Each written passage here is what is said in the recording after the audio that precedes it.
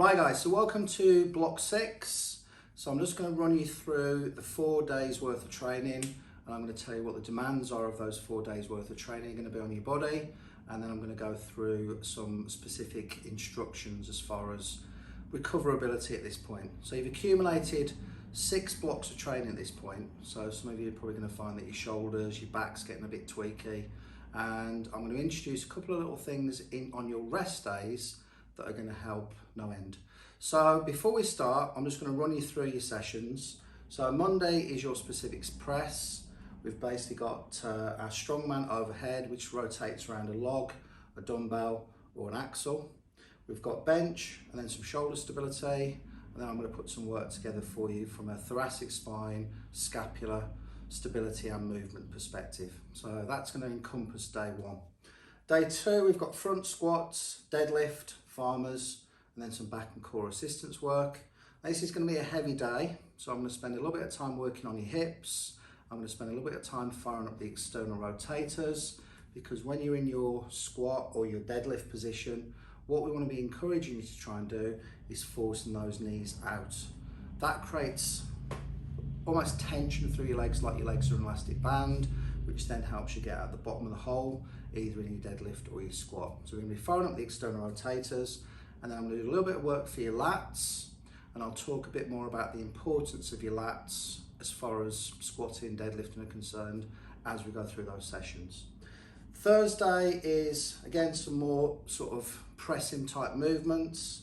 So you've got your axle press, and then you're moving on to a behind the neck strict press. Now the thing with behind the necks, I have no issues with this as a movement. I think what becomes problematic with behind the neck press is people's external rotation. So if you know you're already having limitations with your external rotation, I'm going to put some bits and pieces on your board that will help with that. However, if you are still struggling and you're getting shoulder pain, then get in touch with me and we'll see if we can't put something more a bit more bespoke together for you. Friday, you've got your safety bar squats, Romanian deadlifts, deficit deadlifts, yoke or stones. So you're alternating those each week. So another heavy lower back loading day.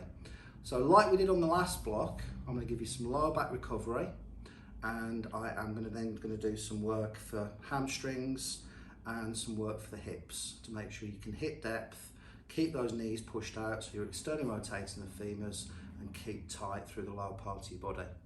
Now, the 2 things I'm going to get you to do, because these will really help from a recovery perspective. I've talked to you about the benefits of an active recovery day off, rather than just sitting there watching Netflix and eating Doritos. Active recovery means that you're getting some blood moving through your body. And there's 2 things on our Instagram feed. So if you don't follow us already, we're at Mofo Body Mechanic. There are 2 5-minute mobility sessions. I'd like you to do the upper body mobility session on Wednesday after you've done Mondays and Tuesday sessions, and then I'd like you to do the lower body mobility session on the Saturday after you've done Thursday and Friday sessions. Now I promise you, you'll wake up on Wednesday morning feeling like you've been run over by a bus. By the time you've done your 5-minute mobility work, which essentially is all it's going to take, you will feel like you could run through a wall. Saturday morning, your lower back's going to be hot and tight from all the deadlifting you've spent doing during the course of the week. So you're going to spend some time doing your lower body mobility on Saturday. And again, there's no time specific on this, as and when it suits, just make sure you're getting it done. Right guys, so welcome to day 1. So this is your specific press day. This is maybe a Monday for you. And the first thing we're going to go through is some thoracic spine mobility. Now, if you remember from previous videos we've done in the previous blocks, we've talked about the role of the thoracic spine, and we've talked about the importance of thoracic mobility as far as your shoulder health is concerned. Now, I'm going to show you a different thoracic mobilising exercise today, which you may find works really well for you based on your body shape, size, stiffness. However, if you find that there's something that you prefer from one of the previous blocks, feel free to introduce that here. As long as you're mobilising your thoracic spine in a movement that you feel like is working, that's perfect, that's good enough for me. Now, the shoulder blades, moving on to our next piece, are, I think, a bit like your pelvis for the hips. So they're the pelvis of your shoulders, if you like. When we were walking around on all fours, when we were quadrupedal animals, if you believe in evolution, not sure what I believe in, but I'm not sure evolution explains the marvel that is the human body. I think your pelvis and your shoulder blades, like the pelvis, the shoulder blades were connected, and that created stability for your forefront limbs. As we've become bipedal, I think the scapula have now separated, pelvis stays intact, pelvis is stable because we weight bear through our legs, the scapula is separated because we need more mobility in our shoulders. Now, we need to think about scapular stability because, as we've talked about in the past, scapular weakness or scapular serratus anterior weakness leads to shoulder instability. And I still hear a lot of people coming into clinics saying I've got a winging scapula, which isn't actually a winging scapula, it's something called scapular dyskinesis. So the scapula's gone up and outward because of a shoulder injury, and that's changed the symmetry. So you look into the mirror and one shoulder's up, but it also changes the activation around the muscles. So the first protocol in terms of stabilising your shoulders is firing up that scapula. Finally, we're going to move on to some scapular raises, which we're going to do on a bench. You can use weight with these, so you can use some small little biscuits to add a little bit of rotation, a little bit of external rotation, and a little bit of resistance as we're coming up. And what you'll find that will do is encourage you to press and to lift your arms without lifting the scapulas, which obviously creates alterations in the movement patterns.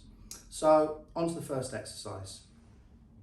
Right, so this is your thoracic mobility. Now, as I've said, there's a number of different ways to mobilise your thoracic spine, but the thoracic spine is really important from a shoulder blade perspective. Hands in a kneeling position are about the same height as my shoulders. Sitting back onto your heels, so your toes are underneath you, so you can sit back and use the weight of your body to try and encourage more movement through the thoracic spine. Now all we're going to simply do is drop back, keeping the hands in the same position, and try and drop our body down between our arms, and then back up. So we're going to drop down, and then back up. So this is all about, every repetition you do, trying to encourage yourself to go deeper into the stretch. And the stretch is here, and then back up. So we're going to do this as many times as it takes until you start to feel your thoracic spine loosening. You may hear some clicks and pops, which are the joints in your back releasing. I would say anything from between 6 repetitions, if your thoracic spine isn't overly stiff, all the way up to around about 12 to 15 repetitions. So the function of your serratus anterior is to keep your scapula flat onto your rib cage. And a lot of people who've had old shoulder problems that the pain is resolved in still have some serratus anterior weakness, and a lot of people who have got current shoulder problems have serratus anterior weakness because the pain inhibits the muscle strength. Now this is a scapular retraction exercise. This is a green resistance band, which you should all have by now. And what we're going to do in a split stance, so this is like half kneeling, I'm going to pull back with my shoulder blade, keeping the shoulder down, and then relax. Don't take yourself to full stretch, keep some tension on the band. Squeeze back with the shoulder blade, shoulder stays down, and then relax. Now remember, this is low load activation. This isn't about fatiguing yourself. We want to save most of our energy for the session itself. This is about firing up, this is about activating key muscles. So squeeze back with the shoulder blade, hold for a second, and then relax back. Now I'd probably use something like a 3-1-3-1 tempo on that exercise, so it's slow and controlled, and I'd aim for around about 6 to maybe 8 repetitions on the right, and then swap over onto the left hand side. So I'd use a bench for this. I'm using the seat of my leg press because I can't be bothered to get a bench out. This is about a scapular raise. So what I want you to think about on this one is moving the arms whilst the scapula slides down your back. So imagine taking your shoulder blades into your back pocket as you raise the arms up to about, well, in line with your body. Now I think the first time you do this, what I'd encourage you to do is just do it without any weight on it whatsoever. So thumbs up towards the ceiling, so we were in an externally rotated position. If you notice my arms, they're coming out to the side. This is called the scapular plane. So this is what we call scaption. Now as I raise my arms up, I'm thinking about shoulder blades into my back pocket. As I lower my arms down, I'm trying to fight and keep those shoulder blades down throughout the entire movement. If you add weight, put the weight, couple of little plates onto your thumbs. Again, thumbs up towards the ceiling, and it's the same movement again. So arms raised, shoulder blades into back pocket. So low load activation. This is about switching things on, firing things up, not fatiguing yourself before you start the main part of the session. That's your final piece done. You're now going to move up into your warm up for your first exercise.